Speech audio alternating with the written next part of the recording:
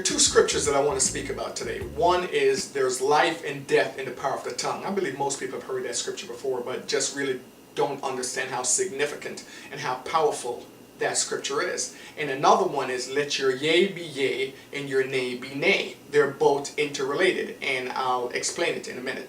Now let's start with the first one. There's life and death in the power of the tongue. My advice to anyone listening is, if you find yourself in a moment of anger, in a moment of resentment, in a moment of jealousy, in a moment, any moment where there are negative emotions rather, where there are negative emotions present, you want to be quiet. You want to just shut up. That's the best thing you could do. Because when you open your mouth in that moment of anger, that moment of negative emotion, and you speak, what do you speak for 5 seconds, 10 seconds, a minute, 2 minutes, 5 minutes, depending on how angry you are, those few seconds, those few minutes will destroy your life for the next 5, 10, 15, 20 years, sometimes for your entire lifespan. There's life and death in the power of the tongue. And I'll give you two examples from my life, and we'll go on to let your yea be yea. I'll show you how they're connected. Now, a friend of mine, years ago when I was younger, in my teenage years, he had 4 kids, and he was very, very abusive, emotionally and verbally abusive, especially verbally abusive to the mother of his kids. So he was so abusive that the kids were around and they didn't like the way they heard their father speak to their mom. And eventually the mother took the kids and she moved away.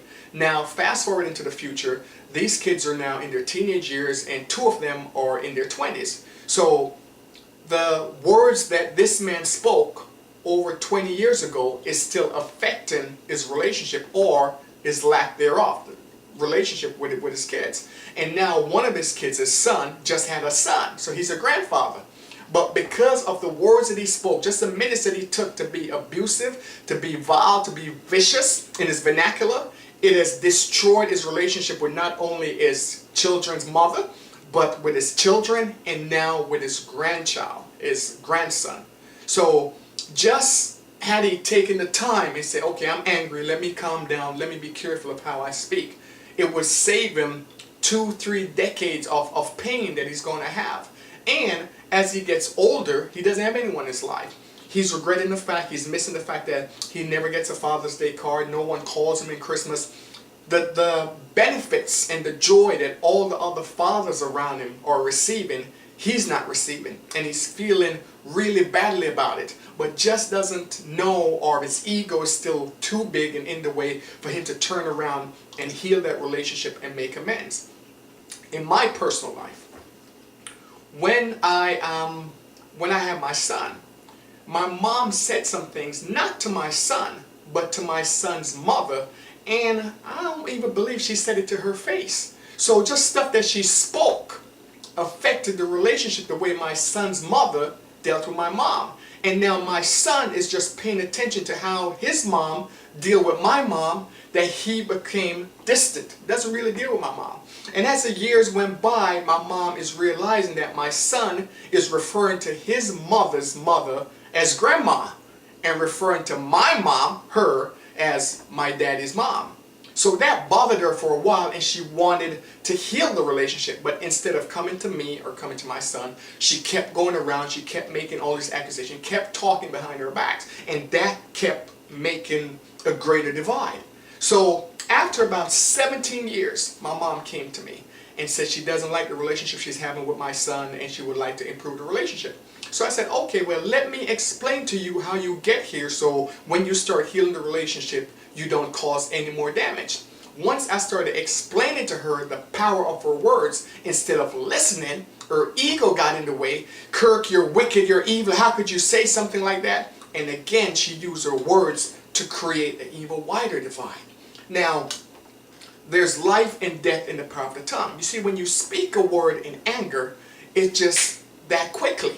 But the analogy that I like to use is like taking a nail and driving it into a fence. Now you could take a nail and drive the nail into the fence, and it takes you about maybe 5 seconds, 10 seconds to drive the nail into the fence. However, once you calm down and realize, oh my God, I should not have put that nail in that fence, and you try to pull the nail out, It might take you another 10 seconds to pull the nail out, but there's still a hole in the fence. You might have taken the nail out by taking your words back, but you haven't repaired the damage. You haven't repaired the hole. That is going to take some time. And in order to repair the hole, even though it only took you 5 seconds to drive the nail into the fence, now you have to sand the fence down, you have to get some silly putty and fill it in, you have to repaint the fence. There's a lot of work to repair the damage where you could have just shut your mouth.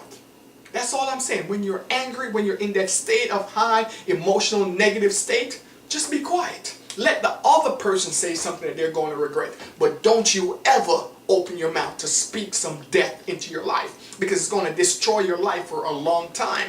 Now, the other thing is, let your yea be yea and your nay be nays. Let me tell you why this is so important. A lot of people, someone will come to them and say, listen, I'm having a party next week, can you come? And they don't want to attend the party. But instead of saying, no, I don't want to come, I will not be there, they say, oh, I'll try.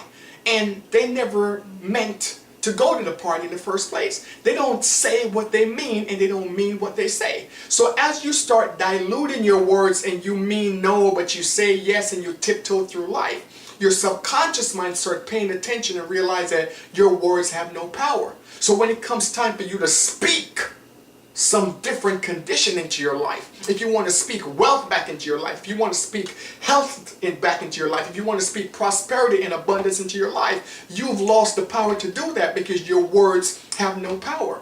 My words, if I say, listen, I'm going to be there tomorrow at 9 o'clock, I'm going to be there tomorrow at 9 o'clock. So my subconscious mind knows, it has become familiar with the idea that when Kirk Nugent opens his mouth, things happen. Whatever he say is going to happen, happens. So my words have a lot of power. When it's time to manifest, when it's time to speak something into existence, I can use my words. Because if someone calls and say, okay, listen, Kirk, I'm having this party, can you be there? No, I'm not going to come. And they say, well, could you at least try? No, I don't try. I either do or I don't. I'm not coming. What else do you want to talk about? I don't even entertain the conversation. I don't allow somebody to strong harm and force me into something I'm not looking to do.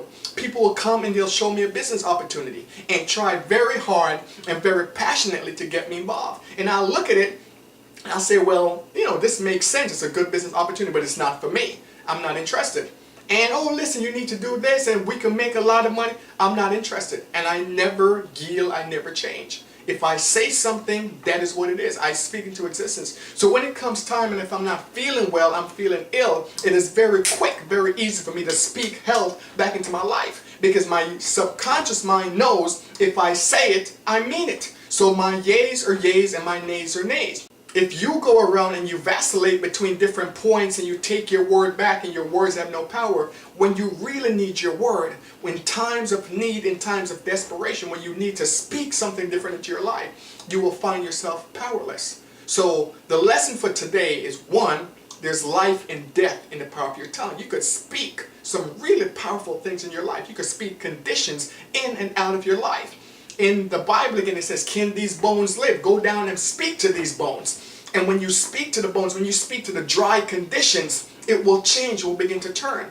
If you're just giving your word lightly, you want to get off the phone, so you tell someone, listen, I'm going to call you back tomorrow, and you never call. You're sending a message. Your mind is picking up that you say things that never manifest. So you want to get in the habit of everything that you say, it manifests. So you only speak the things initially that you know you can manifest. No, I'm not going to be there. Yes, I'm going to be there. And you stay true to your words. As you do that, you become a powerful creator and you manifest the things that you want in a definite manner, and life becomes a lot more smoother because now your words are working with you as opposed to against you.